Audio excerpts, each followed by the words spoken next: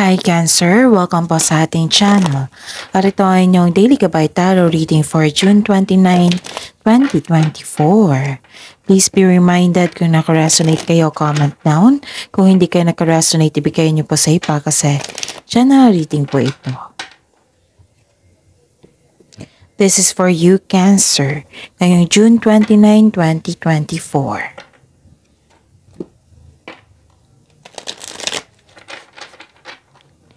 Gamitin ang reading na ito bilang gabay lamang. Please like, subscribe, and click bell button for notification para updated po kayo sa daily tarot reading natin. Maraming salamat po.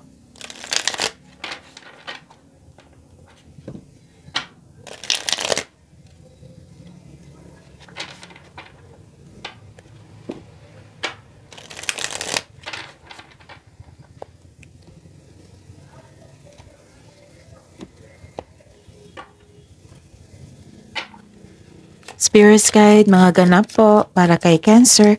Ngayong June 29, 2024, I need 3 cards po.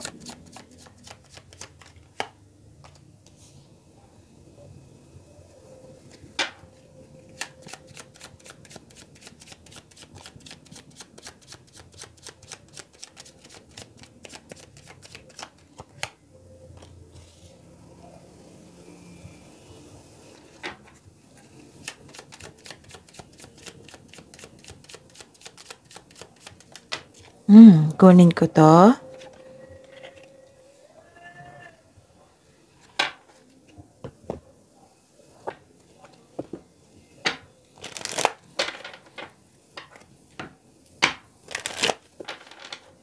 Spirits guys, mga mensahe po. Mensahe para kay Cancer ngayong June 29, 2024. I need 2 cards po.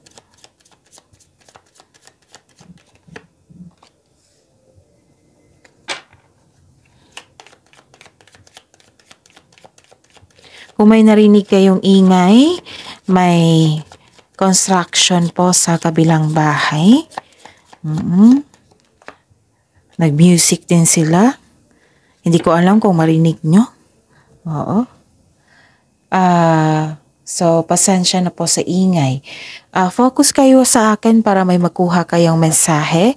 Huwag kayong mag-alala kasi nakafocus naman ako sa reading natin ngayon. Okay. Ngayong June 29, 2024, may nakita ako ditong worried kayo at nakaramdam kayo ng stress. Pwede din nasaktan kayo, pwede na nagkaroon ng nangihina kayo. Oo, kasi may nakita ko ditong illness, nasaktan kayo. Kasi may naninira sa inyo, may nag-downgrade. Ingatan yung mga bagay kasi may nakita kong damage po. Pwede din kasi may nakita din akong loss dito loss of opportunity. Pwede din loss of connection, loss of communication. Pwede din bagay ito. Like for example, nawala yung pera, kinuha, nagkasta. Pwede din na nagkaroon ng disbalance. Pwede din nanakaw. Kasi may pagnanakaw po dito. Pwedeng pagnanakaw ito like for example, inagaw yung opportunity, yung tao, yung ideas. Pwedeng gamit ito, ganon. Maaring ang gumawa nito ay isang babae. Pwede rin na ang babae ang siyang nagbigay sa iyo na peace of mind or sakit ng ulo. Tapos may nakita din ako ditong love is blooming. Emotions, romance, affection, and attraction. Nakikita ko po dito. Okay? And ang mensahe po para sa inyo, Cancer. Don't let pride get in your way. This is a time for healing. Wow, may blessing. Nagbigay po ito ng healing. Kasi you are willing to move on na, Cancer. Spirit Guide energy po ni Cancer ngayong June 29, 2024.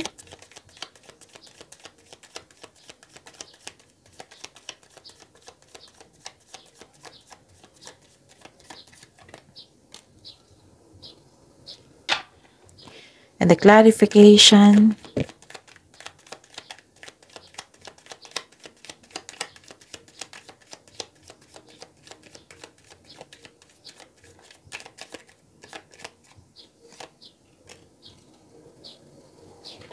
Okay, this is daily reminder, baka makalimutan nyo. Marami po tayong upload for this month para sa July 2024.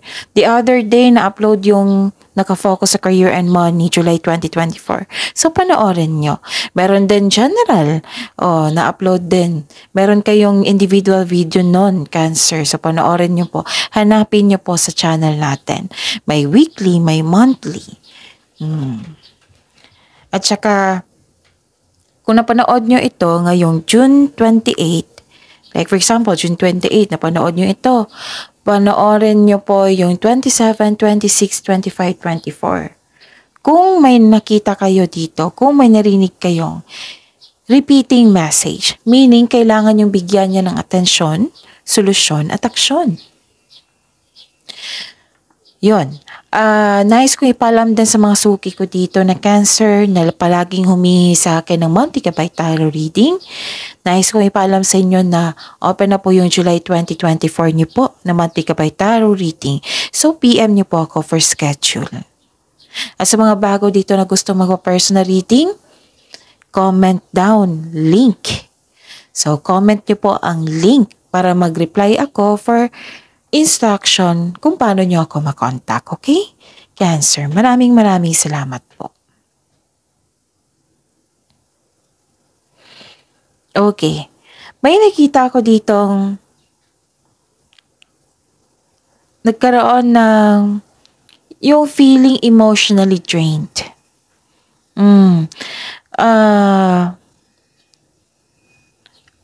May nakita kong alak dito Maaring you're partying too much, na drained yung energy mo. Maari din na may kasama kang lasinggero o lasinggera. Kaya na-drained ang energy nyo. Drained Pwedeng partying too much or overworking. Tapos mag-ingat po. Kasi nakikita ko rin dito, 2 card na po nagsabi dito, na may tension sa isang tao. May away po.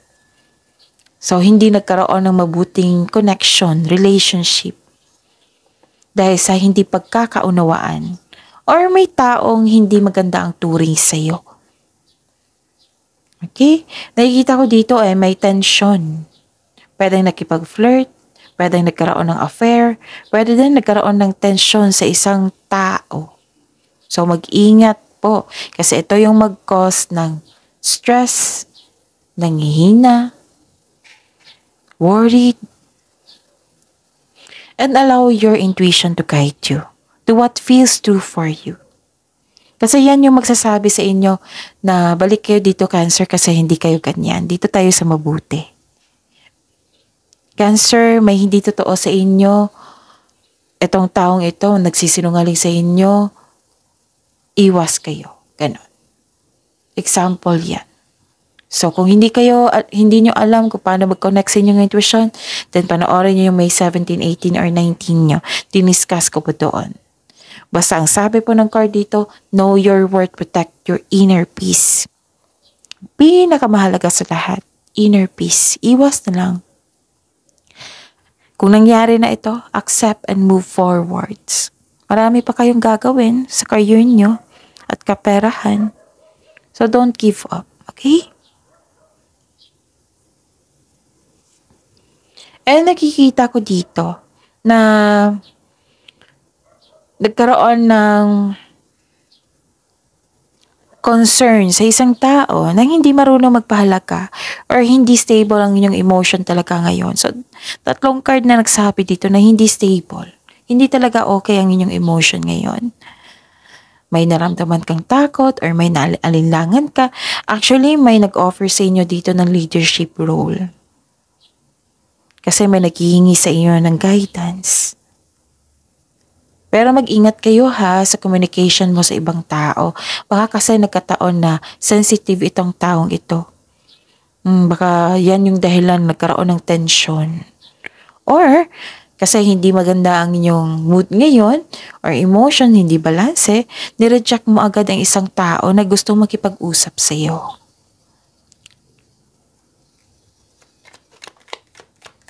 Career and money po ni Cancer ngayong June 29, 2024.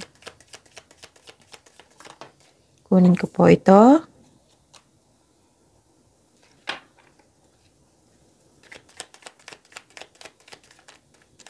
Yun na ha, kung gusto nyo ng full reading, uploaded na po yung career and money nyo for July 2024.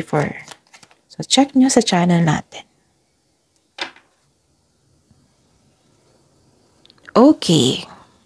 May bagong simula sa career and money nyo. Hindi kayo takot sa mga blockages ba yan, boundaries ba yan. Basta hindi kayo takot, basta go. Go kayo, ganun. Pero may sabi po ang card nyo po dito ha, na mag-ingat po daw kayo. This is new beginning po. Nagkaroon kayo ng freedom. Nagkaroon ng anticipation, curiosity. This is new journey. Kailangan lang po ng pag-iingat. Care is needed po. Itong pupuntahan mo, nagkaroon ng potential. So this is your career and money, right? Sabi po ng card dito, you should take a risk and try something new. Try to step out sa comfort zone mo. Oo. Take a leap of faith and trust the support of the universe. You are divinely guided, Cancer. Huwag kayong matakot. Instead, i-acknowledge mo ang mga lessons na na-encounter mo noon. And this will lead you to new opportunities po. Okay? Magkakaroon po ng personal and spiritual evolution. The advice is mag-ingat kayo sa padalos-dalos na pagpasya. Kailangan talaga ng konkretong plano dito. At magkakaroon kayo ng freedom. Okay? And may nakita ko dito na delay. So, sinusubok talaga yung pasensya nyo. Pero ang strength ni Cancer ha is mataas ang pasensya. I know this is very disappointing, pero kailangan nyo mag-setback, sabi ng card nyo po. Kasi delay is all part of the process. So stick sa inyong plano, continue to work diligently, you're almost there. Basta dalawang card na nagsabi dito, huwag kayong mag-give up. Don't let pride get in your way, a time for healing. Okay. So love life natin, love life, self-love, partnership, and romance, si Cancer ngayong June 29, 2024.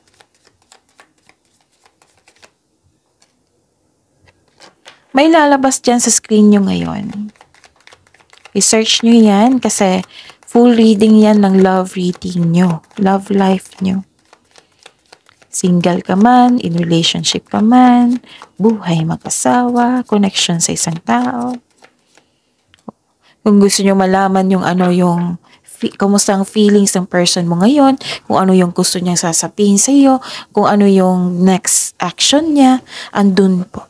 Kung hindi nyo alam kung paano mag-search doon sa ating bagong channel, comment down love link. Again, comment down love link. Kasi ibigay ko yung link na yan.